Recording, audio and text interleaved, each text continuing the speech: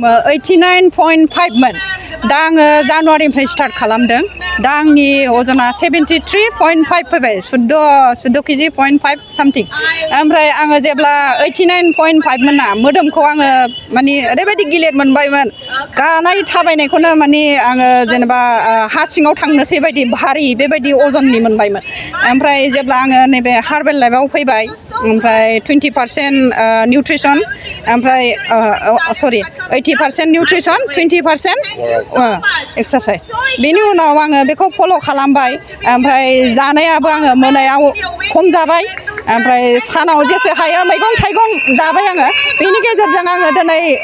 अजनखौ माने 14.5 केजि आङो खमायनो हाबाय थेंक इउ दा आं हार्बेल लाइफनि गेजेरजों आङो 60% 60आव लाबोनो आङो टारगेट लागासिनो दङ बेनि गेजेरजों रैखाथि मोनगोन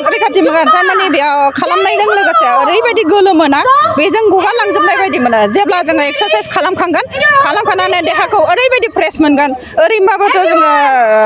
ससियेल वार्कारखा बेनि गेजेरजों थारमाने जोङो मेकआप खालामनो हाया जादोंमोन देहाखौ जोङो फिटआव लाबोनो हाया जादोंमोन न'नि खामानिनि गेजेरजोंबाबो जोङो न'आव खामानि मावबाबो फुंनिफ्राय मावबाबो मोनासिम मावबाबो जोङो माने देहाखौ फिसायाव लाबोनो हायाखैमोन जेब्ला जोङो नैबे हार्बेल लाइफआव एक्सारसाइज खालामनो हाब्बाय बेनिफ्राय जोङो 20% एक्सारसाइज खालामबाय 80% निउट्रिसन लाबाय बेनि गेजेरजों आङो दिनै 14.5 केजि आरो दा 60आव फैनो आङो टारगेट लागासिनो दं উইদিন 2 মাহৰ ভিতৰত মই 15 কেজি ৱেট কমাইছোঁ এতিয়া হেল্থ ইজ ৱেল্থ আৰু এইটো হৈছে একমাত্ৰ 80% নিউট্ৰিশ্যন আৰু 20% ৱৰ্কআউট বাছ এইখিনি মোৰ ক'বলগীয়া ডক্টৰ আছিলে যে খাদ্যত বহুত ভেজাল হৈছে ভেজালটো 100% ভেজাল ইণ্ডিয়াটো ভেজালৰ কাৰণে এক্সপাৰ্ট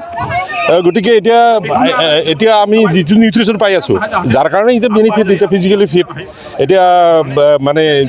ৱেট বাঢ়ি গৈছিলে ৱেট কমি গৈছে এতিয়া খুব ভাল আৰু ৰাজ্যক কি আহ্বান জনাব যিহেতু ৰাজ্যক মানে মই এইটো request Karim health is wealth তাৰমানে আমাৰ স্বাস্থ্য নাথাকিলে দেহা নাথাকিলে বেহা নাই এইটো কথা আছে গতিকে স্বাস্থ্য নাথাকিলে আমি একো কৰিব নোৱাৰোঁ টকা পইচা থাকিলে কি হ'ব আমাৰ দেহাটো যদি ঠিকমতে নাথাকে আমি একো কৰিব নোৱাৰোঁ একো কাম কৰিব নোৱাৰোঁ আমি গতিকে দেহাটো থাকিলে চব কিছু কৰিব পাৰোঁ সেইকাৰণে ৰাইজক মই ৰিকুৱেষ্ট কৰিব বিচাৰিম যে তেওঁলোকে অলপ ষ্টাডি কৰি চাওক আচলতে হোৱাট ইজ 80% নিউট্ৰিশ্যন আৰু 20% ৱৰ্কআউট তেতিয়াই গম পাই যাব আৰু আমিতো আছোৱে আৰু যদি কিবা সুধিব বিচাৰে আমি আকৌ ক'ব পাৰোঁ 2 মাহত মই 15 কেজি কমাইছোঁ এতিয়া আপুনি চিন্তা কৰক তে মোৰ 96.7 কেজি আছিলে তাৰপিছত মই 2 মাহত কমাই কিনে এতিয়া মই আছোঁ এতিয়া বিন্দাছ আৰু जाहैबाय बयनोबो जे हेल्दी एक्टिभ लाइफस्टाइल प्रमोट खालामो जोङो स' आं बे सिस्टेमाव 9 इयार्सनिफ्राय जड़ित जानानै दङ थ' जोंनि टीमा जाहैबाय 4 सिजन निउट्रिशन वेलनेस सेन्टार स' जोङो दिनै 4 सिजन निउट्रिशन वेलनेस सेन्टारनिफ्राय बेयाव ज' जानानै गेट टुगेदार जानानै बे इभेन्टखौ खालामनाय जादों सानडे मर्निं जों 6टानिफ्राय स्टार्ट खालामदों लाइक जोङो डिफरेन्ट काइन्डनि एक्सारसाइज खालामो कार्डिअ जुम्बा एरबिक्स बेजों लोगोसे जों जोंनि मेनलि जाहैबाय जानायाव जों फकास खालामो दैट इज 80% जोङो जे मेनलि जानाय लोंनायाव मारै डाइटखौ मेनटेन खालामनांगौ बेसेबां गावनि देहायाव कार्बोहाइड्रेट नांगौ बेसेबां प्रटिन नांगौ बेसेबां फेट दैट इज मेन माइक्रोनिउट्रियेन्ट मैक्रोनिउट्रियेन्ट जों बेयाव फल' खालामो स' बेखौनो जोङो एज ए कोच जोंनि मेम्बार्स जेसेबां दङ जों बिसोरखौ जेसेबां हायो जोंनिफ्राय हेल्प खालामनानै फिट थानो थाखाय जों बेखौ प्रमोट खालामो आरो प्लास आं जोंनि बे क'क्राझारखौ बेखौनो प्रमोट खालामनो सानो एभ्रिवान बयबो एक्सारसाइजआव फकास हो लोगोसे गावनि जानाय लोंनाय हेबिटआव मेनटेन खालामनो सेस्था खालाम फकास खालाम अन द निउट्रिशन बिकज आजिखालिनि भेजिटेबल्स फ्रुइट्स बयबो मिथियो पेस्टिसाइड्स इज मोर बेखायनो जेसेबां हायो गावबा गावनि अर्गेनिकआव सेस्था खालामनो जानाय लोंनायाव फकास खालामनो सेस्था खालामनो हागोन स' आं बेखौनो होननानै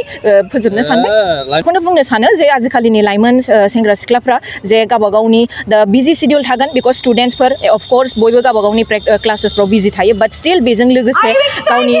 फुड हेबिट्सआव फकास खालामनांगोन एक्सारसाइजखौ जेसेबां हायो मर्निं नङाबा इभिनिंआव एटलिस्ट 20 मिनिट्स टु 30 मिनिट्स खालामनो सेस्था खालाम जिखुनु फर्मनि एक्सारसाइज मेबि मेडिटेशन नङाबा कार्डिअ नङाबा जुम्बा जिखुनु फर्मनि एक्सारसाइज खालाम बाट लोगोसे अलवेज गावनि जानाय लोंनायाव फकास खालामनांगौ एक्सारसाइज खालामनानै जुदि नों डाइरेक्टलि जांक फुडआव फास्ट फुडआव फकास खालामोबा हेल्थआ थिग थानाय नङा नोंनि एक्सारसाइजआ जिखिनि नोङो केलरिखौ बार्न खालामदों बे जानाय नङा थ' बेखायनो नोंनि गावबा गावनि 80% जेसेबां नोङो हायो जानाय लोंनायाव फकास खालाम आरो एक्सारसाइसखौ लाखिनो सेस्था खालाम जाहाथे 40 to 20 मिनिट्स खालामनो सेस्था खालामनो हागोन क'क्राझाराव आङो बेयाव अलमस्ट 4 इयार्स कमप्लिट जाबाय आंनि बे 4 सिजन निउट्रिसन वेलनेस सेन्टारा थ' बेयाव रेसपन्सा ओरैबायदि माने आंजों सापर्टिभ माने आंनि जेसेबां दा मेम्बार्स दिनै बेयाव प्रेजेन्ट दं दे आर भेरि एक्साइटेड बिसोर बहुतखिनि एक्साइटेड प्लास लोगोसे रिजाल्ट इज नाम्बार 1 जों रिजाल्ट क्रिएट खालामनायाव बेखौ जोंनो नांगौ उइदाउट रिजाल्ट नाथिं नो सल्युसन थ' बेखायनो जोङो मेनलि रिजाल्टआव फकास खालामो स' अल आर सापर्टिभ आं बिसोरखौ गोसो गोरबोजों धन्यबाद होनो सानो गोजोन्थों बहुतखिनि मानसियानो इमप्रुभमेन्ट जादों स' बेयाव आंजों लोगोसे बहुतखिनि जोंजों सिनियर मेम्बार दं एजेड दं यां जेनेरेसननि दं 18 एबा अल एज जोंजों लोगोसे बेयाव जरित जानानै दं बे आंनि सिस्टेमाव स' फ्रम दा 9 इयार्स आं बेयाव एक्सपिरियेन्स आं गुवाहाटीनिफ्राय जार्निखौ स्टार्ट खालामदों बाट आं क'क्राझाराव 4 इयार्स कमप्लिट जाबाय बेयाव आं दा क'क्राझाराव दं आं बहुतखिनि बेखौ सेन्टारखौ आङो बङाइगाव डिफरेन्ट प्लेसेसाव आं बेखौ अर्गानाइज खालामनो प्लेनिं खालामगासिनो दङ आं दिनैनि समाव बेखौनो रायजो राजाफोरखौ खावलायनाय सानो से always stay fit 20% exercise 80% nutrition equal to 100% mindset thank you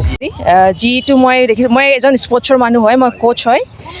মই স্পৰ্টছ লাইফত কোচিং লাইফত যিখিনি দেখিছোঁ মানে ইয়াত আহি মোৰ খুব ভাল লাগিছে কাৰণ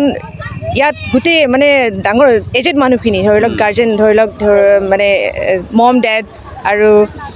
তেনেকুৱা ধৰণৰ মানুহবোৰ ওলাই আহিছে ওলাই আহি নিজৰ হেল্থ কনচিয়াছনেছৰ কাৰণে যিখিনি কৰিছে তেখেতলোকে খুবেই ভাল লাগিছে একচুৱেলি এইটো খুবেই প্ৰয়োজন এতিয়া আৰু বিশেষকৈ মই আমাৰ মমী বসুমতাৰী মেডাম তেখেতক মই ধন্যবাদ দিব বিচাৰিছোঁ কাৰণ তেখেতে ইয়াৰ কথা চিন্তা কৰি কোকৰাঝাৰত এইটো বস্তু লৈ আনিছে আৰু এৱাৰনেছ কৰিছে চবকে সেই ধৰণে মানুহখিনি ওলাইছে মেক্সিমাম আৰু ভাবিছোঁ ভৱিষ্যতলৈ আৰু আহিব আৰু মেক্সিমাম মানুহ ইয়াৰে সজাগতাত আহিব যে নিজৰ হেল্থটো ঠিক ৰাখিব লাগে ফিটনেছ মেইনটেইন কৰি ৰাখিব লাগে আৰু হাৰ্বেল লাইফ বুলি ক'লে এটা কথাই মনত আহে যে হাৰ্বেল মিনছ নেচাৰেল ধৰণে মানে আজি যি ধৰণে হৈছে আউটডোৰত খুব সুন্দৰকৈ এটা নেচাৰেল পৰিৱেশত মানে তেওঁলোকে ফিটনেছ ট্ৰেইনিং কৰিছে তাৰ লগতে মিউজিকটোৱে আমাৰ মাইণ্ডটো পূৰা ৰিলেক্স কৰে ফ্ৰেছ কৰি দিয়ে কিবা টেনশ্যন থাকিলে প্ৰব্লেম থাকিলে এইবিলাক চব গুচি যায় উইথ এক্সাৰচাইজ এণ্ড মিউজিক এইটো বস্তু খুব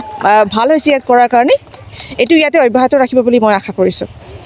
সৰু ল'ৰা ছোৱালী বুলি ক'লেও এতিয়া মানে কি হয় একদম এতিয়া এনেকুৱা এটা পৰিৱেশ আহি পৰিছে সৰু ল'ৰা ছোৱালীবোৰ ঘৰৰ ভিতৰতে সোমাই থাকে মোবাইলৰ লগত কম্পিউটাৰৰ লগত বিজি থাকে ধৰি লওক ফাষ্ট ফুড খাই ভাল পায় সিহঁতে বাৰ্গাৰ পিজ্জা এনেকুৱা ধৰণৰ বস্তু কিন্তু সিহঁতে সেইবিলাক খাই লৈ পেলাই কি ধৰণে হেল্থটো মেইনটেইন কৰিব লাগে নাজানে এতিয়া এনেকুৱা ধৰণৰ এটা প্ৰগ্ৰেম আহিছে গাৰ্জেনবোৰ যদি কনচিয়াছ হয় তেওঁলোকক এনেকুৱা ধৰণে উলিয়াই লৈ আনে অলপ যদি আধা ঘণ্টা সময় 20 মিনিট সময় যদি ৱৰ্কআউট কৰে চুৱেটিং যদি হয় বডিটো এইটো বহুত ভালেই হয় টক্সিক বস্তুটো আমাৰ বডিৰ পৰা ওলাই যায় আৰু সেই এক্সাৰচাইজৰ থ্ৰুৱেদি আমাৰ মেণ্টেল আৰু হেল্থ মানে ভাল ৰাখে एक्साइटेड स्पर्ट्स आं लाभार नंगौ आंनि खेलाया टाइकन्ड' बाट आं दिनै बे वेलनेस सेन्टारा जे क'क्राझाराव फैनानै गोबां मानसि नांगौनि बारा देहा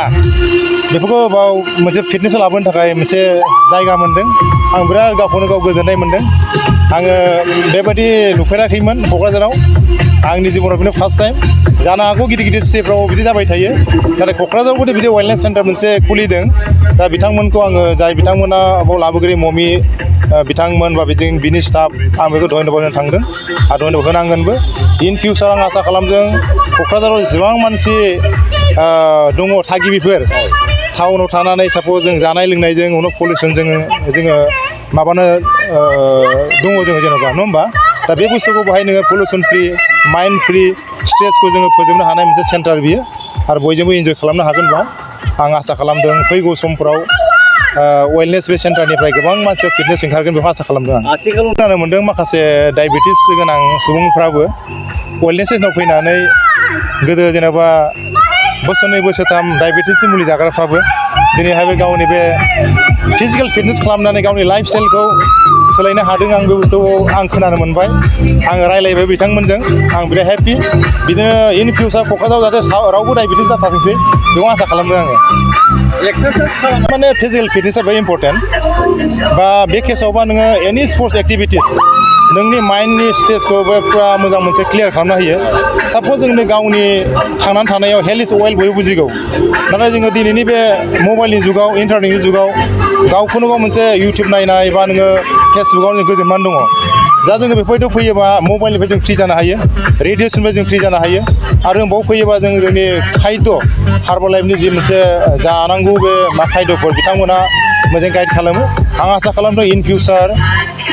बेहाय जाय बिथांमोना फैगोन प्रपार मोनसे गाइडलाइन्स मोननानै बिथांमोननि जिबनाव गावसोरनि लाइफ स्टाइलखौ सोलायनो हागोन आं आसा खालामदों रियेलि नोङो गेलेनाय आइडिया बिराद मोजां बयनिबो थाखाय आंनि थाखायल' नङा टिटिभिनि बयबो बुंदों हेल्थ इज वेल्थ लोगोसे जोंनि मानसिया मोनथिब्लाबो गावनि फिजिकेल फिटनेसखौ लाखिनो हाया गोबां मानो हाया थारमाने जोंनाव सेन्टारफोर गैया दा मोनसे इनस्टिटिउसन गैया मोजां ओंखायनो हायाखै आसा खालामदों दिनैहाय बेहाय सेन्टार खुलिबाय बे सेन्टाराव सोलोंनानै गोबां मानसिफ्रा गावनि देहाखौ फिटनेस खालामनानै इन फिउचार गावजों लोगोसे गोबां मानसिखौ बिदिनो इनभल्भ खालामथोंसै आं बेखौ आसा खालामदों गोजोनथाव खौरां नोंथांनि रोंगौथिखौ दिन्थिनो थाखाय फैगासिनो गोदान खाबु बडलेण्ड गट टेलेन्ट गोजौसिन जौसाङाव दिन्थिनायनि खाबु बिटिआरआव बडलेण्ड गट टेलेन्ट सिजन 2आ फिन सौफैगासिनो नोंथांनो गोदान खाबु लाना जाय जौसाङाव नोंथाङा गावनि गुनगोनां रोंगौथिखौ दिन्थिनो हागोन जानो गोनां बडलेण्ड गट टेलेन्ट सिजन 2निनो अडिशननि अक्ट'खौबो थि खालामनानै होखानाय जाबाय फारि बादियै फैगौ 25 जुलाइ दाननिफ्राय लानानै 2 आगस्त खालारसिम मख'नाय जायगाफोराव लानाय जागोन मख'जाथावदि अडिशन रेजिस्ट्रेशननि खालामनो थाखाय 8399890945 9101102339 आरो 9577573499 जानबुं अनजिमायाव जगाजग खालामनो हागोन